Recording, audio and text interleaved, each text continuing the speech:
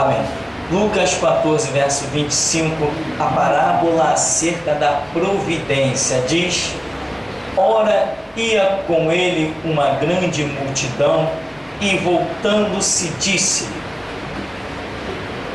se alguém vier a mim e não aborrecer a seu pai e mãe, e mulher, e filhos, irmãos, irmãs, e ainda também a sua própria vida, não pode ser meu discípulo.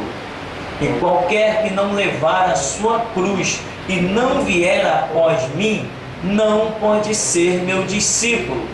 Pois qual de vós, querendo edificar uma torre, não se assenta primeiro a fazer as contas dos gastos, para ver se tem com que a acabar? Amém. Você pode sentar em nome de Jesus. Esta passagem bíblica realmente terrível, e nós glorificamos a Deus porque nós não sabemos tudo, e sabemos que não sabemos tudo. Se o homem, sabendo que não sabe tudo, já sai por aí fazendo tanta besteira, já pensou se ele realmente, não, eu sei tudo, eu domino tudo? Às vezes algumas pessoas pensam por que o corpo do ser humano é tão frágil com relação a certos animais. Uma pulga consegue dar um salto 100 e tantas vezes a sua altura. Já pensou se o homem tivesse a mesma capacidade? Que caos! Como você ia fazer para segurar a sua casa? Não ia ter muro que desce, né? Quando o camarada se desviasse. Esse foi justamente o conceito que aconteceu lá no Éden. Quando Adão se desviou, o que Deus fez? Planejou um bloqueio. Colocou um serafim, querubim, guardando o caminho da árvore da vida. Aquilo representa um impedimento para que o homem realmente não acabasse de extrapolar com a sua vida por completo. Foi uma misericórdia do Senhor.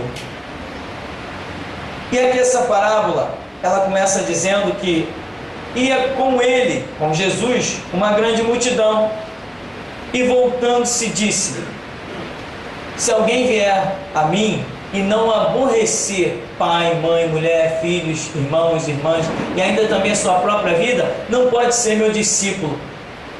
Um conceito, irmão, que a misericórdia de Deus me ensinou ao longo da caminhada.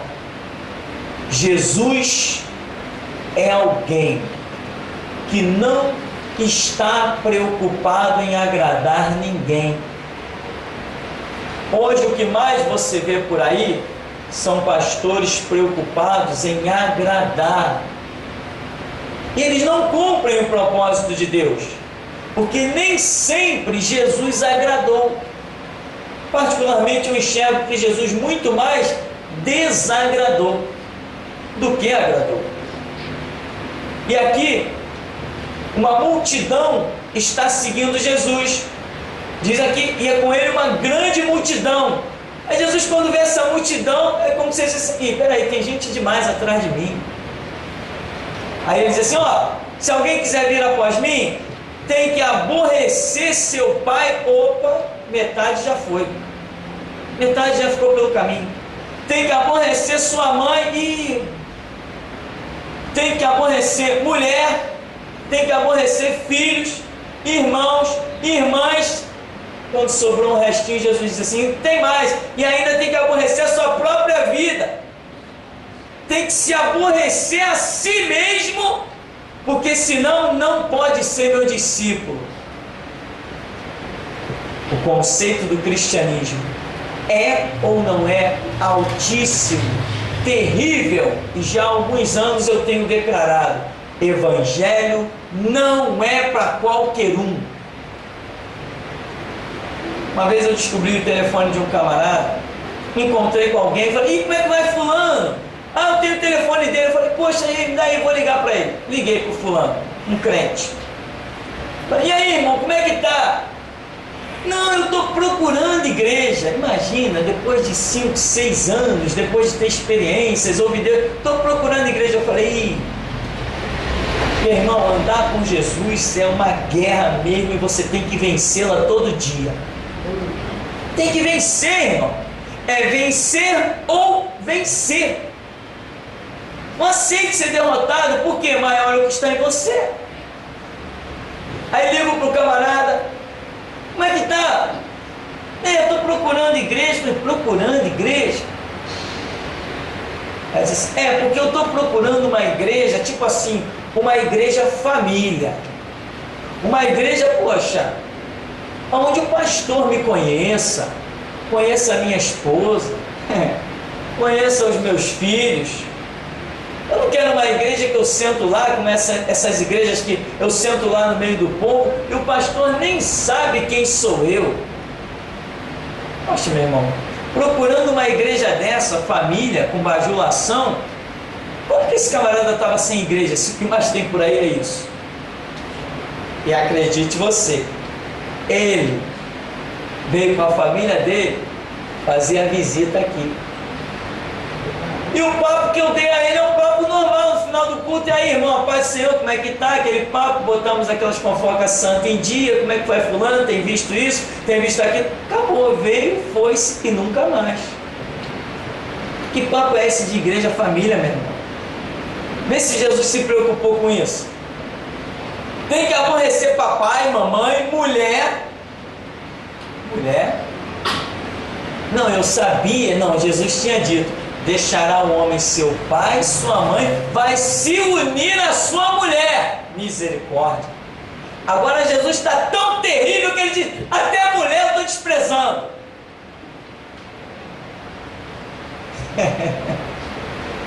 Eu estou rindo e chorando também, porque todos nós temos preço para pagar. Amém? Não somos iguais? Quando Jesus olha assim, ele vê todo mundo igual. Aí quando a pessoa, poxa, eu tenho que tal. Aí quando ele olha no espelho, e aquele cara também, aborrece aquele que você está vendo ali no espelho. Se nem aquele ali tu não aborrecer, tu não pode ser meu discípulo. Quem quer ser discípulo de Jesus? Já se olhou no espelho? Tem que olhar para o espelho e dizer, como é que eu vou me aborrecer? Isso, meu irmão, aborrecer-se a si mesmo, no sinônimo da Bíblia, no dicionário da Bíblia, você encontra como sinônimo, o aborrecer-se a si mesmo, é igual a conversão, converter-se. Nós temos conceitos, ideologias, temos um monte de vontadezinha louca, um monte de desejo, lembra de Davi, lembra de Salomão, de tanta gente. Nós temos vontades, nós temos ideais. As crianças atrás estavam vendo um filme e eu vi aquela paradinha assim no cenário, porque tinha muita coisa eletrônica e tal, e às vezes as coisas me chamam a atenção, porque nem tudo que passa de eletrônica nesses filmes, nem tudo é fantasia. Tem muita coisa que é verdade. E eu fico de olho em tudo que mostra alguma tecnologia, eu fico de olho. Eu estava observando e alguém no filme diz assim, o meu planejamento antes de morrer tem uns degraus. E a pessoa diz, eu quero fazer uma viagem a tal lugar, eu quero escalar um monte tal, e eu quero fazer não sei mais o que. Ou seja, as pessoas têm desejos, têm planos. Só que Jesus está dizendo, quer vir após mim? Troque os seus planos pelos meus. Se não trocar os seus planos pelos meus, não pode ser meu discípulo. Você tem planos, irmão? Eu tenho um monte de planos. Mas tenho vivido o meu dia a dia servindo aos planos de Jesus. Se Jesus chegasse para mim e dissesse assim, olha, hoje eu quero que você me faça um pedido dos seus projetos, eu teria coisas para dizer para Jesus? Teria. Mas a conversão me manda dizer: não, Deus, eu não tenho plano, eu quero conhecer o teu. Isto é conversão, isto é ser discípulo. Lembra aí como nós temos feito o quê? Nós não temos dito: Deus, acaba com aquele processo, nos livra da prisão, nos livra das algemas. Não, não é nada disso. Deus, faz a tua vontade. Se na tua vontade tem prisões, tem algemas, então é a nossa também. Eu vou aborrecer quem quer usar uma algema. Eu vou aborrecer a minha própria vida e ficar quietinho. Eu não sair da prisão irado, eu não sair da prisão furioso, não sair da prisão subindo o morro para comprar revólver para matar ninguém, nem planejando atentado, nem me ligando a milícia nenhuma. Não, eu saí da prisão em plena paz e harmonia, porque eu sei que cumpri um plano do meu Senhor Jesus. Então eu aborreci, de certa forma, aborrecemos a nossa vida para que os planos de Deus se cumpram. Nunca questionei: mas Senhor, por que tu deixaste eu vir parar dentro dessa prisão? Não, nada disso.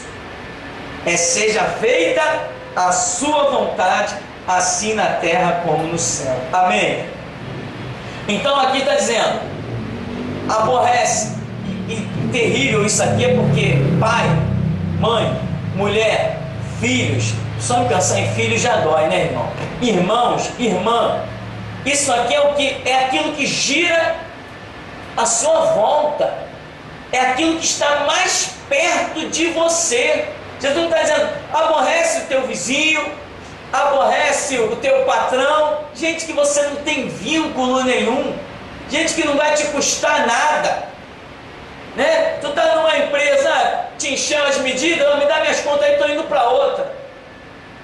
Então, não, Jesus está falando, esse aborrecimento é aqui, num laço íntimo.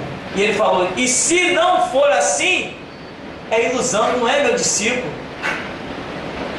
Jesus está colocando isso aqui como que sendo uma condição. Amém, meu irmão? Claro, se nós tivermos pai cristão, mãe cristão, mulher cristão, filhos cristãos, irmãos cristãos, irmã cristã, aqui não vai ter aborrecimento, porque aí estamos fazendo parte do mesmo reino. Mas se não forem convertidos ao mesmo Cristo, quem comigo não ajunta, espalha, disse Jesus. Aí no verso 27, qualquer que não levar a sua cruz e não vier após mim, não pode ser meu discípulo. Levar a sua cruz, aí ele está falando de sofrimento ou de questão pessoal, porque a cruz ela era conduzida individualmente. O criminoso, o condenado, esse tinha que levar a sua própria cruz. Então Jesus está dizendo: qualquer que não levar a sua cruz, quer dizer, pegar a sua dificuldade, pegar o seu fardo e não vier após mim, não pode ser meu discípulo. Está demonstrando que existe uma questão também pessoal, naturalmente particular. No verso 28, pois qual de vós, querendo edificar uma torre, não se assenta primeiro a fazer as contas dos gastos, para ver se tem com que acabar? Esta passagem bíblica dava um nó na minha memória. Jesus vem falando de uma situação em que nós entendemos as dificuldades, as rinchas, os estresses, as renúncias, mas depois ele diz: qual, querendo edificar uma torre, não se assenta primeiro para fazer as contas dos gastos, para ver se tem com que acabar? Jesus Cristo está falando de discipulado, está falando de alguém ser discípulo dele, está apresentando critérios. Agora ele está mostrando que é ele quem edifica a torre, e os instrumentos para a edificação da torre são as pessoas. Observa o texto, meu irmão, você vai captar aquilo que eu captei aqui. No verso 29. Para que não aconteça que depois de haver posto os alicerces, e não a podendo acabar, todos os que a virem comecem a escarnecer dele, dizendo: este homem começou a edificar e não pode acabar. Este homem representa Deus.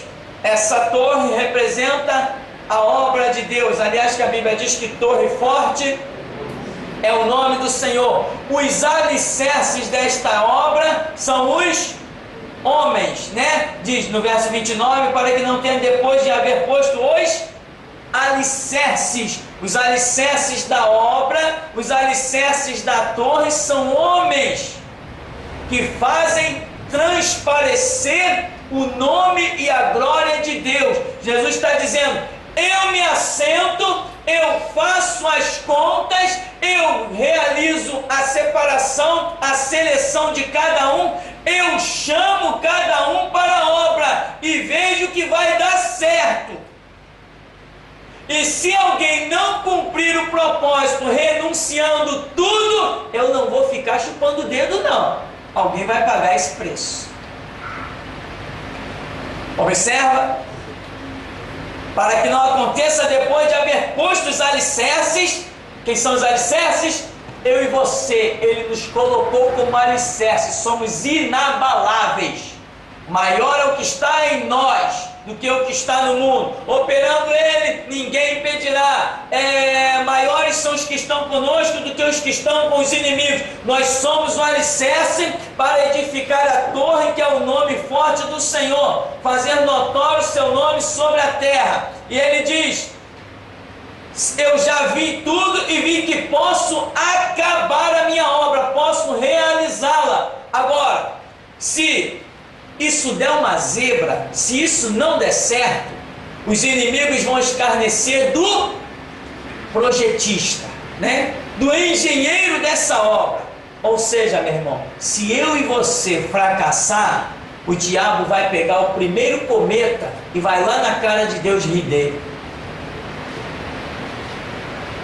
Se eu e você pisar na bola, se eu e você vacilar, o diabo vai simplesmente dar gargalhada, rir de rolar, rolar de rir, dizer: tá vendo aí?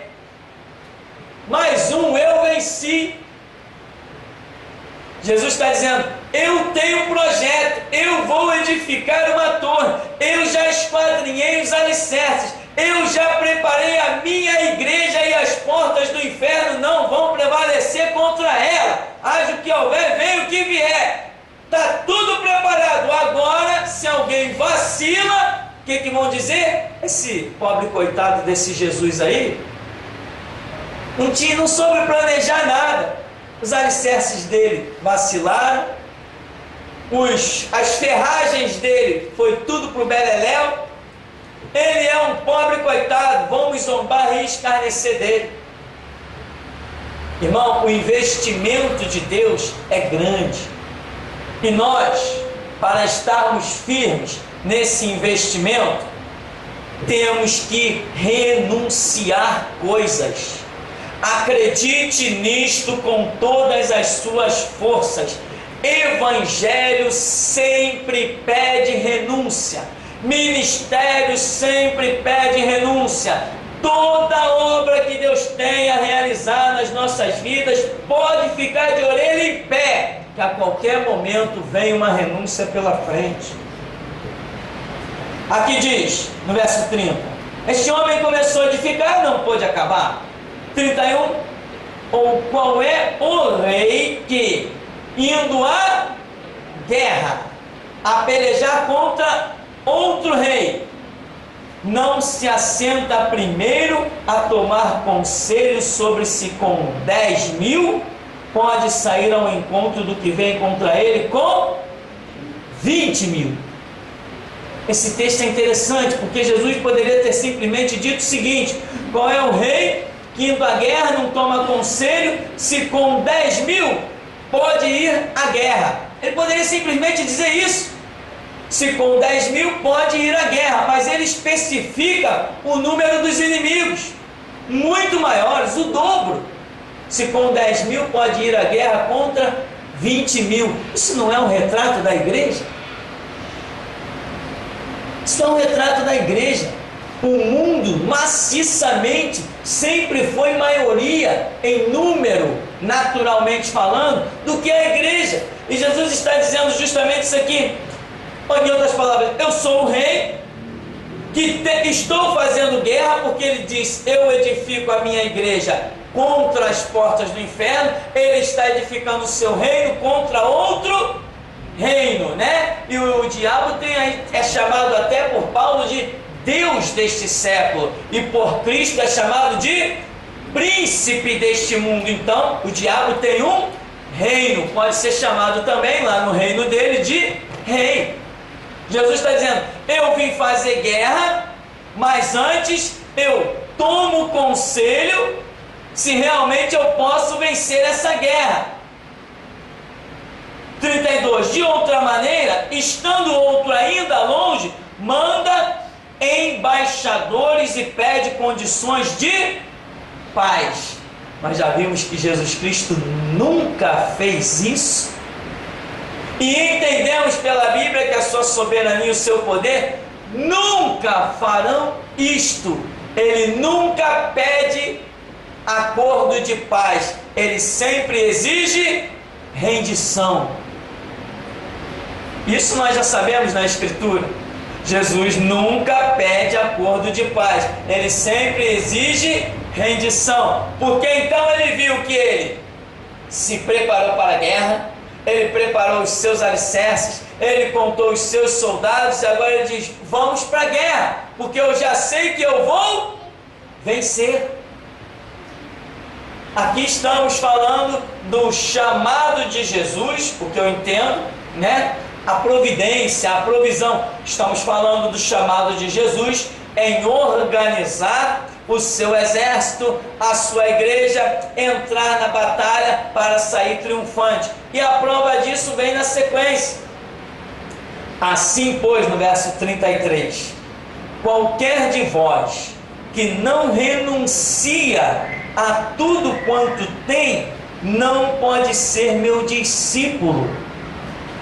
Qualquer de vós que não renuncia a tudo quanto tem, não pode ser meu discípulo. Ou seja, Jesus está dizendo, eu tenho uma torre a edificar, eu tenho um reino a conquistar, eu tenho uma peleja a travar, uma guerra a realizar, mas essa guerra só poderá ser travada com discípulos que renunciaram a tudo que é seu para realmente se vestir de tudo que é meu. Esta é a ideologia que Jesus está trazendo nesta parábola chamada a providência, em que ele se provê, não sei se a palavra é certa, provê de recursos. Esses recursos são humanos, ele veio contar conosco, e ele diz, eu estou em condições de vencer, eu vou à peleja. A prova ainda que ele está falando de nós é o verso 34, que diz, bom é o sal, mas se ele se degenerar, com que se adubará? Não presta nem para a terra, nem para o monturo, lançam-no fora. Quem tem ouvidos para ouvir, que ouça. O que Jesus diz lá em Mateus 5? Vós sois o sal da terra, vós sois a luz do mundo. Não se pode esconder uma cidade edificada sobre um monte. Mas se o sal se tornar insípido, para nada mais presta a não ser para ser lançado fora e pisado pelos homens. Se o sal se tornar insípido, para nada mais presta. Aqui ele está dizendo, o sal, se ele se degenerar, ele não serve nem para adubo da terra, não presta para a terra, e não serve nem para aterro, para nivelar terreno nenhum. Simplesmente lançam-no fora. Quem tem ouvidos para ouvir, que ouça. E quem é o sal? Sem dúvida alguma, Jesus nos compara ao sal. Irmão, a característica que Jesus coloca aqui nessa parábola, e ele finaliza com a questão do sal, mostrando que um discípulo seu não pode perder o caráter, não pode se degenerar, não pode perder os ideais que tem, porque o sal não perde os seus ideais. O sal, você joga ele numa panela, ele salga aquela água que ali estiver, você deixa a água ferver até o fim. Quando você olha no fundo da panela, depois de evaporar a água, lá está o sal de novo. Você pode pegar aquele sal e usar para salgar outra água, e ele tem sempre ali as suas propriedades. É algo fenomenal. O que Jesus está dizendo? O meu discípulo, ele é usado para muitas obras, e ele nunca pode perder o seu caráter. Se ele perde o seu caráter, aí ele vai ser lançado fora e vai ser pisado pelos homens, vai ser humilhado. O complemento que Jesus usa as outras parábolas falando do sal é isso, que o seu discípulo, comparado ao sal, se ele perde as suas propriedades, ele vai ser pisado pelos homens, ele vai ser humilhado, ele vai ser reduzido a nada. Por quê? Porque ele já fez conta, ele já parou, ele já viu que dá para edificar a sua torre, para fazer a obra, ele já viu que dá para sair à guerra, ele olhou e já viu que tem armadura suficiente para cada um de nós, ele olhou e já viu que nós temos condições de vencer, porque ele nunca nos dá uma prova maior do que a que nós podemos realizar. Jesus nunca nos permite uma tentação maior do que a que nós podemos suportar. Então ele já olhou que nós temos condições de vencer sempre. O sal é bom, mas não pode se degenerar. Então, meu irmão, eu quero voltar aqui quando ele diz 28: pois qual de vós, querendo edificar uma torre, não se assenta primeiro a fazer as contas dos gastos, para ver se tem com que acabar? Jesus olhou, colocou na ponta do lápis os seus gastos, colocou na ponta dos lápis os seus projetos, e viu: eu vou começar a obra, vou chamar 12 homens, um vai me trair. Projeto de Deus desde a eternidade lá já estava na sua onisciência, já sabia que um ia trair. Depois a minha igreja vai prosperar, mas a minha igreja vai cair. A minha igreja vai ser praticamente reduzida a nada. Mas no final da história eu vou vencer, porque no final da história acharei um povo que cumprirá os meus propósitos. E o meu nome, que foi envergonhado com a queda da minha igreja, será sobremodo exaltado com o levante da mesma. É isto que esta parábola me diz.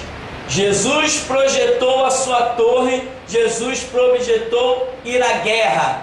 E mesmo apesar de tudo que vem acontecendo ao longo da história, quando Jesus investiu nesta obra de edificar a igreja sobre a terra e fazer guerra ao reino do diabo aqui já estabelecido, Jesus, na ponta do lápis, quando ele terminou os seus projetos, que ele riscou no final da folha, ele escreveu: a vitória será minha e meu nome será glorificado. Então ele veio e investiu com tudo, veio, morreu, derramou seu sangue, fez de tudo, sofreu a separação do Pai. Deus meu, por que me desamparaste? Via dolorosa, coroa de espinho, cruz nas costas, chicotada, cusparada em vergonhas, nudez lá na cruz. Ele disse: não tem problema, porque eu já fiz todos os meus gastos, eu já tracei todos os meus planos, e eu sei que no final a vitória é minha. E tem mais, irmão, agora no final eu te digo, no final a vitória não é só de Cristo, a vitória é nossa, nós estamos com Ele. Ele disse, ele viu e tudo, ele falou, não tem problema, as igrejas vão se corromper, as igrejas vão ceder à política, as igrejas vão ceder até ao homossexualismo, vai haver um horror, mas no final haverá um povo, e neste povo eu proclamo a minha vitória. Aleluia! Glória a Deus! Aleluia! Não importa a queda, não importa que os budistas vão zombar de mim, não importa que os espíritas vão zombar, não importa que católicos vão zombar, não importa que a magia negra vai zombar, que a maçonaria vai zombar, porque no final eu encontro o povo e recupero tudo. Glória a Deus! Aleluia! Eu já fiz os meus gastos, eu já passei a régua nas minhas contas e eu terei vitória com o povo que se chama pelo meu nome. Aleluia! Santo de Israel! Aleluia, Deus! Muitos vão jogar o meu nome na lama, muitos vão queimar a minha palavra, muitos vão me desprezar, muitos vão zombar. O diabo vai rir muito, mas no final quem ri por último ri melhor. Aleluia! Aleluia, Deus! A vitória é nossa! Aleluia, Deus! Teu sangue, Senhor! Jesus já traçou os planos e a vitória é nossa pelo sangue de Jesus. Aleluia, aleluia! Aleluia, Deus!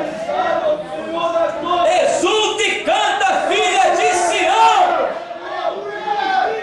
Aleluia! Glória a Deus!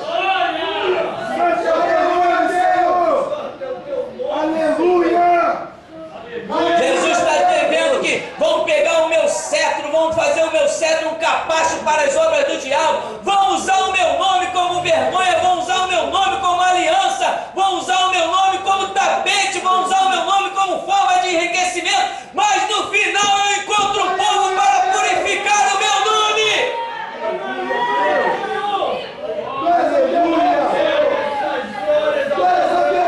Vão dizer que eu não tenho poder, vão dizer que eu não tenho autoridade, vão dizer que eu não curo, vão dizer que eu não liberto, vão dizer que eu não faço mais as mesmas obras.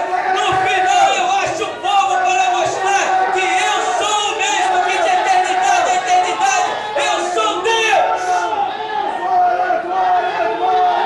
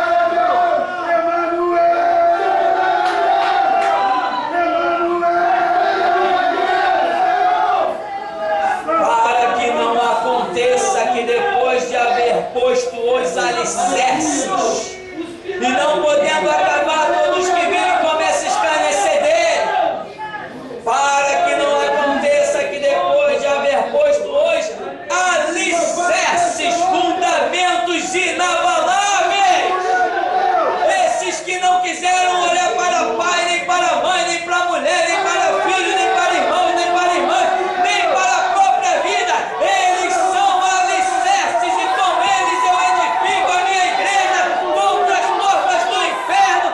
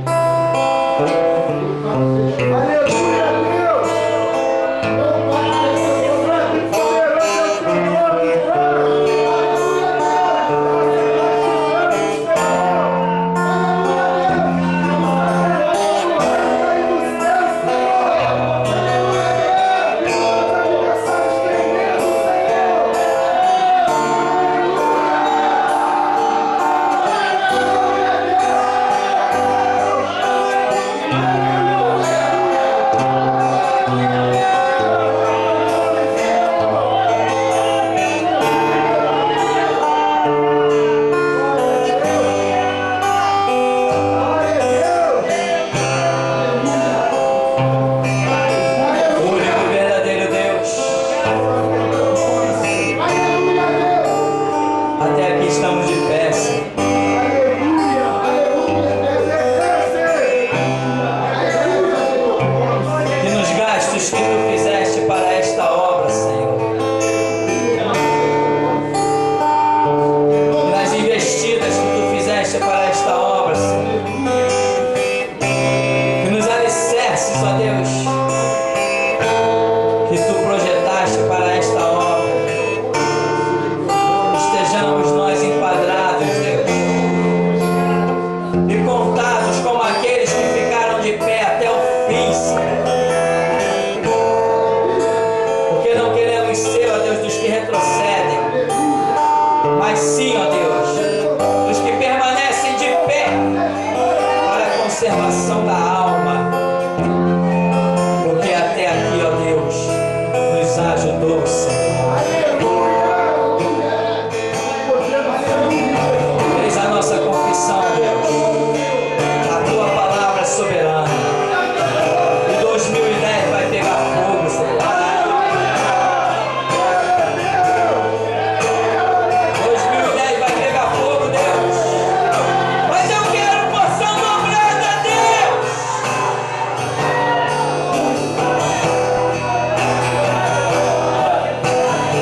Eu aniquilo os projetos da minha vida, Senhor, para cumprir os projetos do teu sangue.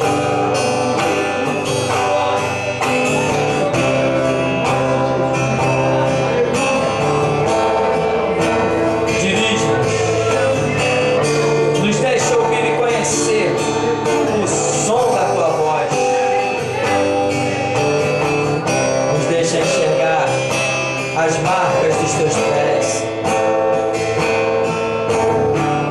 Conduz-nos, Senhor, pois sem ti nada podemos fazer. Quem tentará contra o braço forte do Senhor? Quem poderá o seu agir?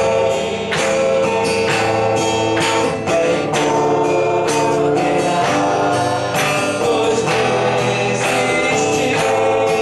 Se a palavra que te fala já foi liberada. Quem poderá contra o braço forte do Senhor?